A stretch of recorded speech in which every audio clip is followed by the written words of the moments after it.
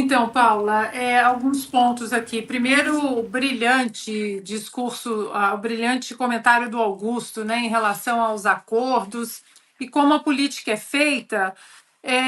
E eu acho que a própria eleição de 2024 aqui dos Estados Unidos mostra isso.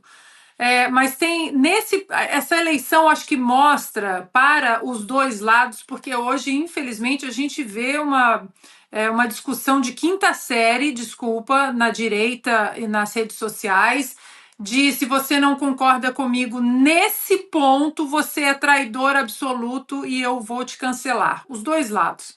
E o que o Augusto trouxe, que eu até anotei aqui porque é brilhante, a eleição do Donald Trump mostra exatamente isso, que ela foi avassaladora como foi, porque foi uma eleição que costurou acordos. Nós temos Tulsi Gabbard, que foi candidata à presidência pelo Partido Democrata nas primárias em 2020, Bob Kennedy Jr., que sempre foi, né, um desafeto do Donald Trump, que veio, sentou à mesa com o Donald Trump.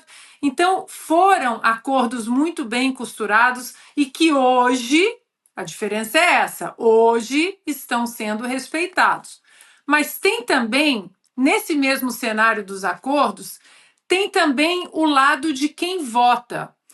Ninguém nessa nova direita do Partido Republicano de Donald Trump foi cancelado por discordar de uma posição de Trump ou duas, três posições. Muito pelo contrário.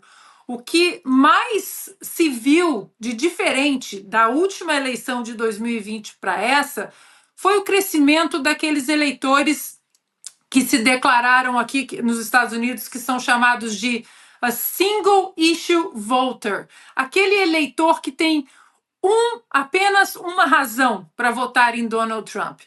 E isso hoje ainda não acontece na direita no Brasil. Esses eleitores ainda não são bem recebidos por parte de uma direita que quer aquele coletivismo de que se o comando do presidente Bolsonaro disser que tem que fazer e acabou e não pode debater. Eu acho que isso não é, inclusive, o que o próprio presidente Bolsonaro quer. O presidente Bolsonaro, ele sempre teve uma preocupação muito correta de unir, de agregar, de beber exatamente nessa fonte da costura política com os políticos, mas da costura política também com seus eleitores. Então, Paula, eu acho que o que nós vivemos nesse final de semana, nós precisamos ter uma certa maturidade para tocar, como estamos falando aqui desde o início do programa, pelo crescimento de outros projetos maiores. Porque o próprio Nicolas, por exemplo, que é um dos maiores soldados do presidente Bolsonaro, ele disse numa entrevista que eu votei no Hugo Mota pela liderança do presidente Bolsonaro, porque eu fui assim instruído, mas eu não sei dos acordos. E eu acho que isso é uma preocupação legítima do povo brasileiro. Quais são os acordos? A gente fala tanto de transparência. E porque o Nicolas, um dos maiores soldados do presidente Bolsonaro, disse isso, já tem gente dizendo que é traidor, que não pode questionar.